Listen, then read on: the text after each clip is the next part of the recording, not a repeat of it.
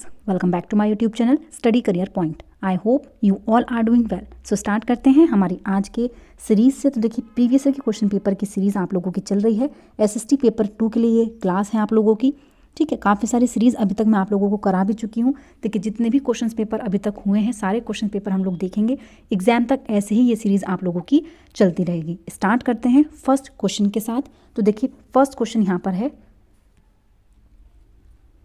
देखिए, संसद के सत्र के समय एक महत्वपूर्ण व्यवस्था जिसके माध्यम से सांसद सरकार के कामकाज के बारे में जानकारियां हासिल करते हैं तथा कार्यपालिका के ऊपर अंकुश रखते हैं, वह है। तो देखिए, शून्यकाल है, प्रश्नकाल है, ध्यानाकर्षण प्रस्ताव है या फिर सदन का बहिष्कार है। तो देखिए, कौन सा यहाँ पर सही हो जाएगा।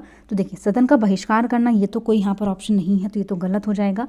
ए, बी और सी पॉइंट यहाँ पर तीनों ही बिल्कुल सही हैं। ऑप्शन नंबर 3 जो हो जाएगा यहाँ पर बिल्कुल सही हो जाएगा। नेक्स्ट क्वेश्चन देखते हैं। देखिए, नेक्स्ट क्वेश्चन यहाँ पर है, सरकार की कार्यविधि के संदर्भ में निम्नलिखित का सुमेल कीजिए और उपयुक्त विकल्प का चयन कीजिए। कॉलम एक्स दिया गया है, कॉलम वाई दिया गया है। देखिए, ए है यहाँ पर स्थानीय प्रशासन, बी है राज्य सरकार और सी है संघ सरकार। यहाँ पर देखिए, आप लोगों को सही तरीके से मिलान करना है।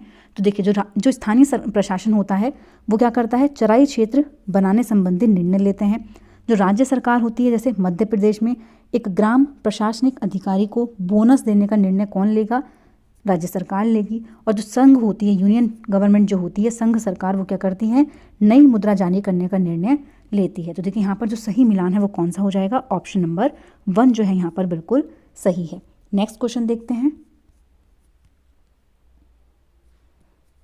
देखिए, निम्न में से राज्य में किसकी नियुक्ति केंद्र सरकार द्वारा होती है। तो देखिए, विधानसभा की होती है, विधानसभा परिषद के सदस्य की होती है, फिर राज्यपाल की होती है या फिर मुख्यमंत्री की होती है। तो देखिए, राज्य में किसकी नियुक्ति केंद्र सरकार करती है, तो वो है राज्यपाल। यहाँ पर ऑप्शन नंबर 3 जो हो जाएगा वो बिल्कुल सही हो जाएगा। नेक्स्ट क्वेश्चन देखते हैं। देखिए, अनियमित रोजगार के संदर्भ में निम्न कथनों को पढ़िए। ए यहाँ पर दिया गया है, कारीगर को तभी आना होता है जब मालिक को ज़रूरत हो। तो देखिए, बिल्कुल सही है। जो अनियमित रोजगार होते हैं वो कब आते हैं, जब मालिक को ज़रूरत होती है, वो तभी आते हैं। बी पॉइंट यहाँ पर है, कारीगर को कार्य की अच्छी दशाएं मिलती हैं। तो देखिए, ये तो यहाँ पर नहीं है कि अच्छी दशाएं मिले इसलिए अनियमित रोजगार हो। सी पॉइंट है यहाँ पर, कारीगरों से ज़्यादा घंटे काम करने की उम्मीद की जाती है। तो देखिए, ये पॉइंट भी यहाँ पर सही हो जाता है। कौन सा सही है, तो ए और सी पॉइंट सही है। इसके अलावा देखिए, यहाँ पर बी पॉइंट क्या है, बिल्कुल गलत है। नेक्स्ट देखते हैं। देखिए, निम्न में से क्या समानता के साथ विविधता का एक उदाहरण होगा। देखिए, समानता के साथ विविधता होनी चाहिए। ठीक है, ये चीज़ ध्यान रखनी है। विविधता नहीं पूछी, केवल क्या पूछा है, समानता के साथ होनी चाहिए। तो देखिए, फर्स्ट यहाँ पर पॉइंट है, समीर को रंग भरना और मिहिर को चित्र बनाना पसंद है। समीर स्कूल जाता है और मिहिर अखबार बेचता है। देखिए, ये तो हमारी आर्थिक स्थिति पर डिपेंड करता है कि कौन सा बच्चा क्या कर रहा है। समीर को दिवाली पर नए कपड़े मिलते हैं और समीर ने पुराने कपड़े पहने हैं। समीर एक फ्लैट में और मिहिर एक झोपड़ी में। तो देखिए, ये हमारी आर्थिक व्यवस्था को दर्शाता है, उसके अकॉर्डिंग विविधता है। लेकिन यहाँ पर समानता के आधार पर पूछा है। देखिए, यहाँ पर ऑप्शन नंबर 1 जो हो जाएगा वो बिल्कुल सही हो जाएगा कि समीर को रंग भरना पसंद है और मिहिर को चित्र बनाना पसंद है। तो यहाँ पर ऑप्शन नंबर 1 बिल्कुल सही है। नेक्स्ट देखते हैं। देखिए, नेक्स्ट क्वेश्चन यहाँ पर है, केरल में लोग भिन्न भिन्न धर्मों का पालन करते हैं। धार्मिक प्रथाओं की विविधता के लिए क्या कारण हो सकता है। निम्नलिखित 2 कथनों पर विचार कीजिए और सही विकल्प का चयन कीजिए। एक दिया गया है, यहूदी और अरब व्यापारी मसालों का व्यापार करने आए थे और यहाँ लोगों के लिए यहूदी धर्म और इस्लाम लाए। तो देखिए, बिल्कुल सही पॉइंट हो जाता है। बी दिया गया है, संत थॉमस लगभग 2000 साल पहले यहाँ आए और लोगों के लिए ईसाई धर्म लाए। तो देखिए, दोनों ही यहाँ पर बिल्कुल सही हैं और वे वैध कारण हैं। तो यहाँ पर देखिए, ऑप्शन नंबर 3 जो है वो बिल्कुल सही है। नेक्स्ट क्वेश्चन देखते हैं। देखिए, निम्न में से किसे एक संतुलित मीडिया रिपोर्ट कहेंगे। वह जिसमें केवल सरकार के दृष्टिकोण की चर्चा की हुई। तो देखिए, केवल सरकार का दृष्टिकोण तो यहाँ पर गलत है। वह जो लोगों के तरफ से और निजी कंपनियों के खिलाफ बोलती है, ये भी यहाँ पर नहीं होगा। वे जो समाज के पीड़ित समुदाय के दृष्टिकोण की चर्चा करती है, देखिए ये भी यहाँ पर गलत है। सभी पक्षों की बात रखी गई हो उसको बोलते हैं संतुलित मीडिया। ठीक है, तो यहाँ पर ऑप्शन नंबर 4 जो है वो बिल्कुल सही है। नेक्स्ट क्वेश्चन देखते हैं। देखिए, निम्न में से क्या नौकरी की सुरक्षा करने वाले रोजगार का एक उदाहरण होगा। देखिए, नौकरी की सुरक्षा करने वाले दहाड़ी मजदूर होते हैं, अनियमित कर्मचारी, नियमित कर्मचारी या फिर मौसमी कर्मचारी। तो देखिए नौकरी की सुरक्षा वाले रोजगार जो होते हैं वो होते हैं नियमित कर्मचारी। ऑप्शन नंबर 3 जो है वो यहाँ पर बिल्कुल सही है। नेक्स्ट देखते हैं। देखिए नेक्स्ट क्वेश्चन यहाँ पर है, किसी चोरी के मामले में निम्न में से क्या होने पर पक्षपातपूर्ण सुनवाई मानी जाएगी। तो देखिए कब हो सकता है ऐसा, चोरी का आरोप लगाए गए व्यक्ति को आरोप पत्र की कॉपी देना, वकील करने की क्षमता न रखने पर राज्य द्वारा आरोपित को वकील उपलब्ध कराना। देखिए ये तो पक्षपातपूर्ण नहीं होता, ठीक है, ये भी नहीं होगा। आरोपित के वकील को गवाहों से पूछताछ करने देना, तो देखिए वो तो करते ही हैं, ठीक है। आरोपित का दोषी पाए जाने पर प्रतिभाशाली और सम्मानित परिवार के होने की वजह से माफ कर देना, देखिए ये है पक्षपातपूर्ण, ठीक है।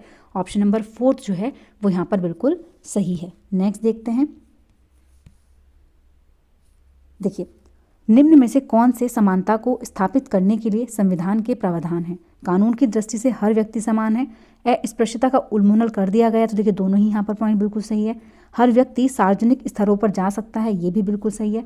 किसी भी व्यक्ति के साथ उसके धर्म, जाति, वंश, लिंग और जन्म स्थल के आधार पर भेदभाव नहीं किया जा सकता है, तो देखिए ये पॉइंट भी यहाँ पर बिल्कुल सही है। तो देखिए ऑप्शन नंबर 4 यहाँ पर सही हो जाएगा, चारों ही पॉइंट बिल्कुल सही हैं। नेक्स्ट क्वेश्चन देखते हैं। देखिए मध्याह्न भोजन की व्यवस्था कार्यक्रम में निम्नलिखित कथनों पर विचार कीजिए और सही उत्तर को चयन करें। देखिए ए यहाँ पर दिया गया है, यह कार्यक्रम सुनिश्चित करता है कि निम्न सामाजिक आर्थिक स्थिति के माता पिता को अपने बच्चों को 3 समय का भोजन देने की चिंता करने की आवश्यकता नहीं है। देखिए इस वजह से ये शुरू नहीं किया गया था, बल्कि जो मध्याह्न भोजन की व्यवस्था है वो किस चीज़ के लिए, कि यह कार्यक्रम पोषण के अभावों की क्षतिपूर्ति करता है, ठीक है। यहाँ पर ऑप्शन नंबर 1 बिल्कुल सही है। देखिए जो यहाँ पर कथन बी है वो बिल्कुल सही हो जाएगा, इसीलिए ऑप्शन नंबर 2 जो है वो यहाँ पर बिल्कुल सही हो जाता है। कथन ए जो है वो बिल्कुल गलत है, पेरेंट्स की टेंशन खत्म करने के लिए नहीं किया है, बल्कि जिन बच्चों को पूरा न्यूट्रिशन नहीं मिल पाता है उन बच्चों के न्यूट्रिशन की पूर्ति के लिए ये कार्यक्रम चलाया गया। नेक्स्ट देखते हैं। देखिए प्रत्येक नागरिक को स्वतंत्रता है अपने धर्म का पालन और अनुसरण करने की। भारतीय संविधान में प्रतिपादित किस सिद्धांत से यह स्वतंत्रता उत्पन्न हुई है। समाजवाद से, धर्मनिरपेक्षता से, लोकतंत्र से, या फिर सरकार का गणतांत्रिक स्वरूप। तो देखिए हर एक इंसान अपने धर्म का पालन और अनुसरण करने की स्वतंत्रता रखता है, ये किस चीज़ में है, यह धर्मनिरपेक्षता में, ठीक है। ऑप्शन नंबर 2 जो है यहाँ पर बिल्कुल सही है। नेक्स्ट देखते हैं।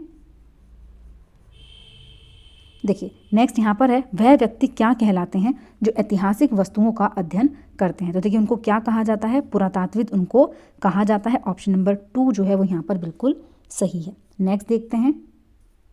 देखिए उड़ीसा के किस क्षेत्र में एल्यूमिनियम कंपनी द्वारा खान लगाने पर आदिवासियों द्वारा विस्थापन के विरोध आंदोलन चलाया गया। तो देखिए धौलगिरी पर्वत पर, न्यामगिरी पहाड़ी, चिरमिरी पहाड़ी, या फिर गिरिडीह पर्वत। तो देखिए कौन सा यहाँ पर सही पॉइंट होगा।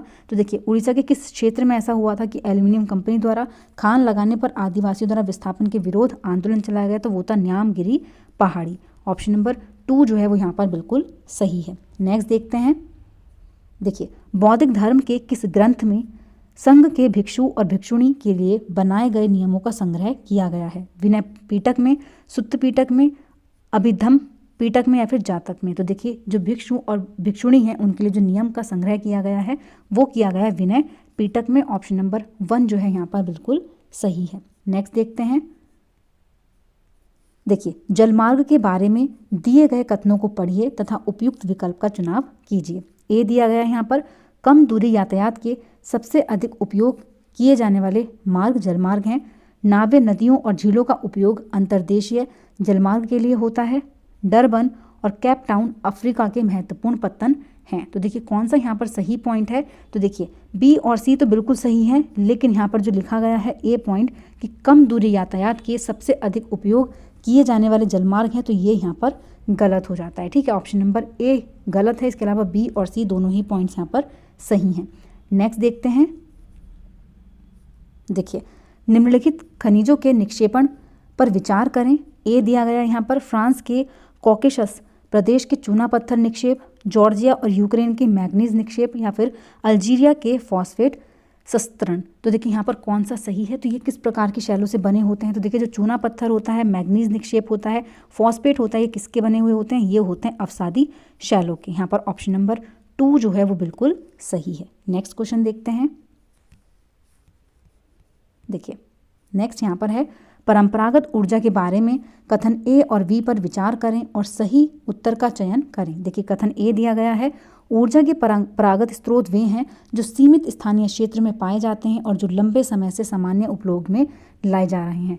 या फिर कथन बी दिया गया है, केवल जीवाश्म ईंधन परंपरागत स्रोत के ऊर्जा के स्रोत हैं। तो देखिए दोनों ही यहाँ पर गलत पॉइंट है। देखिए जो ऊर्जा के परंपरागत स्रोत होते हैं उनको हम बोलते हैं अनवीकरणीय स्रोत। क्या कहा जाता है उनको? अनवीकरणीय स्रोत। और देखिए अनवीकरणीय स्रोत जिनके एग्जाम्पल क्या होते हैं, एक तो कोयला होता है, ठीक है, प्राकृतिक गैस होती है, इसके अलावा पेट्रोलियम होता है, ठीक है। ये किसके होते हैं? ये एग्जाम्पल होते हैं अनवीकरणीय स्रोत के, जिनका निर्माण होने में क्या होते हैं, हजारों साल लग जाते हैं, ठीक है। तो ये होते हैं अनवीकरणीय। तो यहाँ पर देखिए दोनों ही पॉइंट बिल्कुल गलत हैं कि देखिए जीवाश्म ईंधन केवल क्या होता है, परंपरागत ऊर्जा का स्रोत नहीं होता है। तो दोनों ही पॉइंट यहाँ पर गलत हो जाते हैं। ऑप्शन नंबर 2 जो है यहाँ पर बिल्कुल सही है। नेक्स्ट देखते हैं। देखिए उपरोक्त में से कौन सा जोड़ा सही तरीके से मिलान में है। मक्का की हम लोग बात करें, देखिए वहाँ पर कौन सी वर्षा होनी चाहिए, कपास, जूट, तीनों का यहाँ पर बताना है। तो देखिए कौन सा सही तरीके से सुमेल है, तो यहाँ पर सिर्फ ऑप्शन नंबर 2 जो है वो बिल्कुल सही तरीके से सुमेल है। जूट जो है उसके लिए उच्च तापमान और भारी वर्षा की ज़रूरत होती है, लेकिन देखिए यहाँ पर कपास जो होता है, कपास को उच्च तापमान और हल्की वर्षा की ज़रूरत होती है, जबकि जो मक्का होता है, मक्का को उष्ण, देखिए मक्का को उष्ण और आर्द्र जलवायु की ज़रूरत होती है, ठीक है। तो यहाँ पर देखिए जो मिलान है ये यहाँ पर डिफरेंट तरीके से दे दिए गए हैं, दोनों गलत हैं, लेकिन सी यहाँ पर क्या है, बिल्कुल सही है। तो इसलिए ऑप्शन नंबर 2 जो हो जाता है यहाँ पर बिल्कुल सही हो जाता है। नेक्स्ट क्वेश्चन देखते हैं। देखिए अगर आप दक्षिणी गोलार्ध में रहे हों तो 21 जून के बारे में निम्न में से कौन सा सही होगा। तो देखिए 21 जून को क्या चीज़ होती है, अगर आप दक्षिणी गोलार्ध में हैं तो देखिए सबसे लंबा दिन होता है। तो देखिए सबसे लंबा दिन यहाँ पर नहीं होता, बराबर दिन और रात ये भी नहीं होगा, बल्कि छोटा दिन होता है और रात जो है वो सबसे लंबी होती है। ऑप्शन नंबर 3 जो है वो यहाँ पर बिल्कुल सही है। नेक्स्ट क्वेश्चन देखते हैं।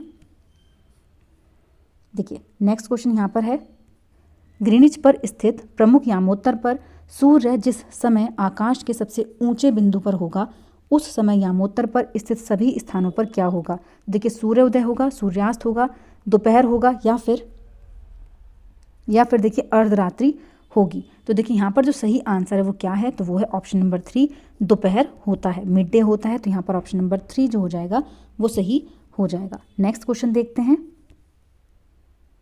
देखिए नेक्स्ट यहाँ पर है, एक शिक्षक अपनी कक्षा में विभिन्न पारिस्थितिकीय तंत्रों के बारे में चर्चा करना चाहते हैं, निम्न में से कौन से उदाहरण है जो सबसे उचित हैं। रेगिस्तान, नदी, समुद्र या फिर शैवाल या मूंगा चट्टान। तो देखिए पारिस्थितिक तंत्रों के बारे में चर्चा अगर हम कर रहे हैं तो सबसे जो इम्पॉर्टेंट उदाहरण है वो चारों ही यहाँ पर सही हो जाएंगे। ऑप्शन नंबर 4 जो है वो बिल्कुल सही है। नेक्स्ट क्वेश्चन देखते हैं।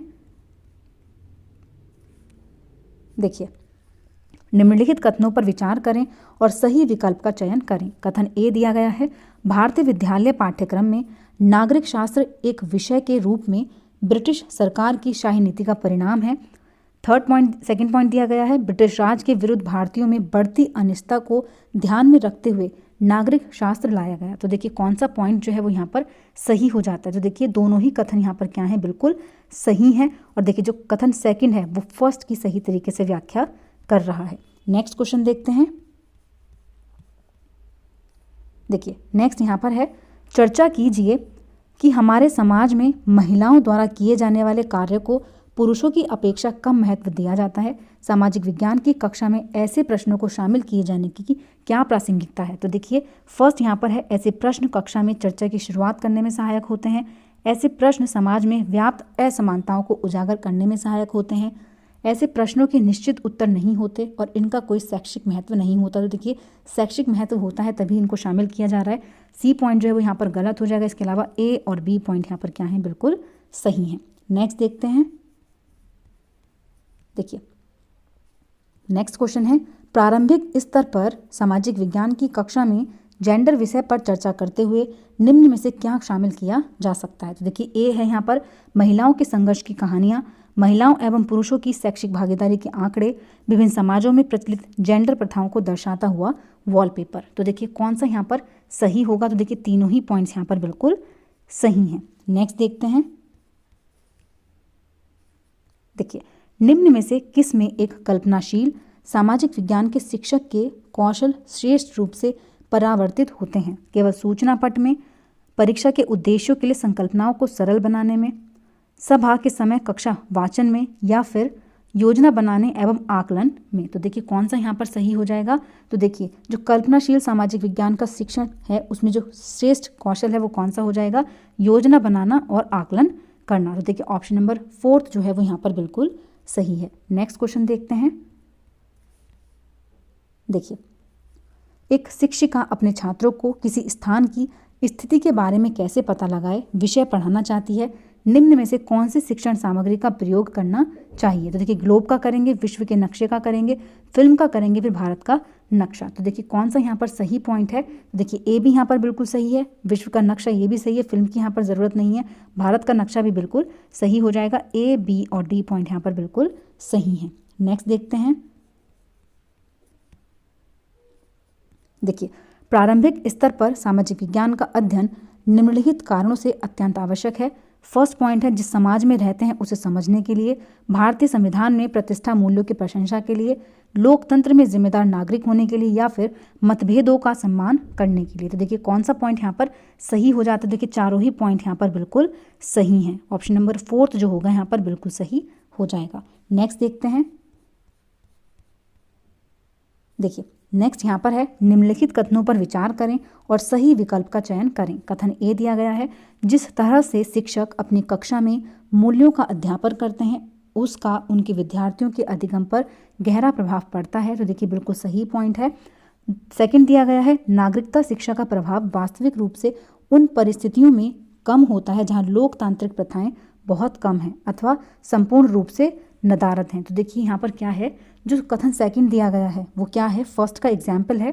ठीक है, तो यहाँ पर देखिए ऑप्शन नंबर 2 जो हो जाएगा वो बिल्कुल सही हो जाएगा। दोनों ही कथन बिल्कुल सही हैं और जो कथन सेकंड है वो एक्सप्लेनेशन है किसका, कथन फर्स्ट का। नेक्स्ट देखते हैं।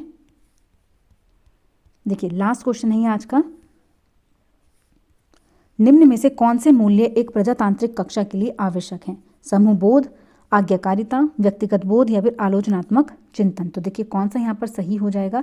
देखिए समूह बोध भी बिल्कुल सही है, इसके अलावा आलोचनात्मक चिंतन भी सही है, लेकिन आज्ञाकारिता और मात्र व्यक्तिगत बोध क्या हो जाएगा यहाँ पर गलत हो जाएगा, क्योंकि प्रजातांत्रिक कक्षा के लिए पूछा है तो वो कब होगी, जब समूह बोध वहाँ पर होगा और क्रिटिकल थिंकिंग का इस्तेमाल होगा। तो यहाँ पर देखिए ए और डी सही हो जाएंगे। ऑप्शन नंबर 3 जो है वो बिल्कुल सही है। तो देखिए आज की क्लास आप लोगों की यहीं पर कंप्लीट होती है। जितने भी क्वेश्चंस मैं आप लोगों के लेकर के आई थी सारे मैंने आप लोगों को करा दिए हैं। अगर आप लोगों को मेरी क्लास अच्छी लगी हो तो प्लीज़ मेरे चैनल को लाइक करें, सब्सक्राइब करें और शेयर करें। ऐसे ही और वीडियोज़ के लिए मेरे चैनल पर बने रहिए। Thank you.